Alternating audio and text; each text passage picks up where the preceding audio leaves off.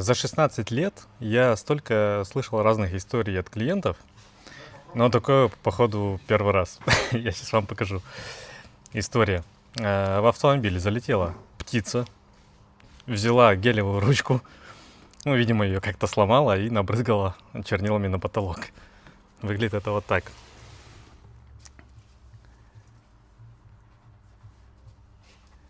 Автомобиль Гранта, потолок очень нежный. Его чистить очень тяжело, потому что он ворсится сразу. Чернила в целом очень сложно чистить. Вот не знаю, получится что-то или нет. Но вот история такая. В первый раз такое, как говорится, слышу.